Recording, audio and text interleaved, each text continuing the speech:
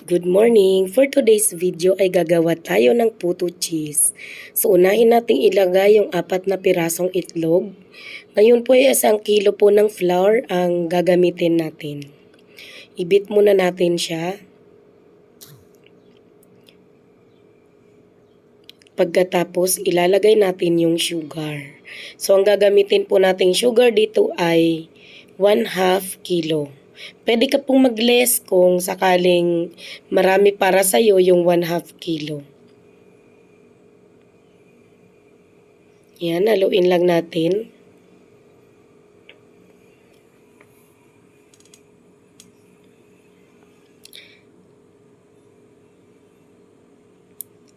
At ilagay na natin yung margarine. Ang margarine po, ang melted margarine po na yan ay total po of 1 cup. Pero, mineasure ko pa rin siya sa tablespoon. 18 tablespoon po yon lahat. Haluin natin ulit.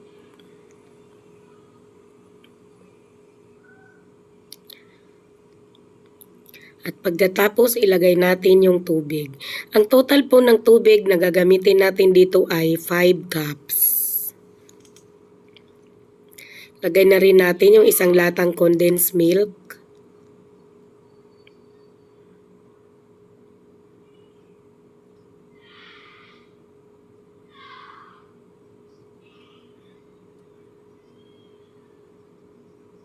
At pagkatapos yung 1 kilong flour, all-purpose flour po ang gamit natin dito, ay ilalagay ko na rin po.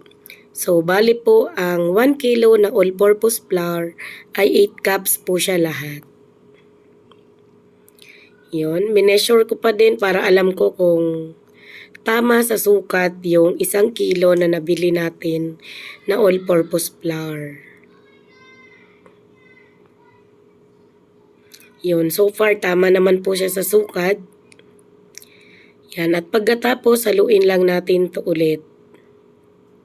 So supposed to be dapat na isabay na natin dito yung baking powder. Kaso sa pag-video ko ngayon, hindi ko pa pala naisabay sa paghalo ko ng flour yung aking baking powder. Kaya uulit pa tayo mamaya.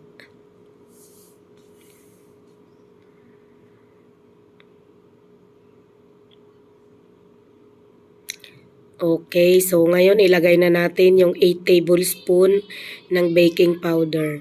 So sa brand po ng baking powder ay Calumet po ang gamit ko. Yun, nahaluin pa naman natin yung ating, ay isasalain pa naman natin yung ating puto mixture.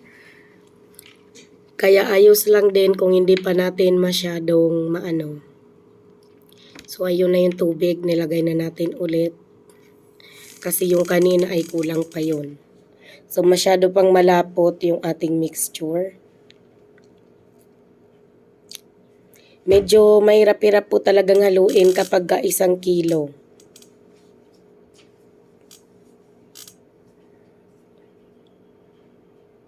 So ang mga molder na gagamitin po natin ngayon ay medium size.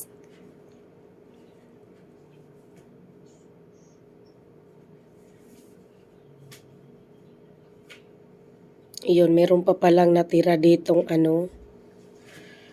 margarine. Ubusin na natin. Kasi hindi na rin siya magagamit sa next.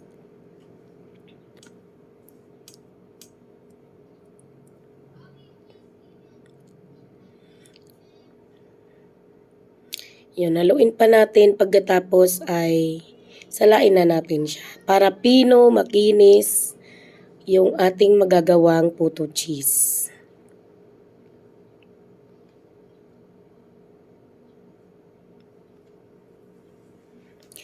Ayan, pagkatapos nating masala, kailangan ngayon pa lang nagpapakulo na tayo ng tubig sa ating mga steamer. So 1 tablespoon lang po ang nilalagay ko dyan na puto mixture sa bawat medium size na puto molder. So kailangan po bago natin i-steam yung puto, ay kulong-kulo po talaga yung tubig ng steamer natin.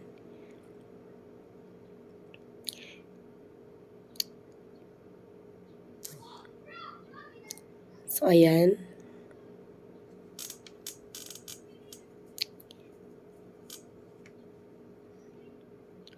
At atin mamunang i-steam ito. So, ang ginawa ko pong pag-steam ay 8 minutes na i-steam, tapos lalagay yung cheese, i-steam ulit ng 2 minutes. Ang total cooking time ko po ay 10 minutes.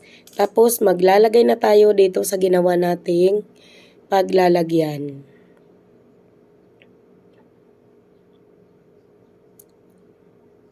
So ito po ay pwedeng-pwede nyong gawing pang negosyo. Napakarami pong nag-o-order ng puto. In demand po talaga. Ito yung kakanin na walang kakupas-kupas. At ito na yung ating finished product. 152 pieces po ang nagawa ko sa 1 kilo na medium size na puto cheese. Thank you so much!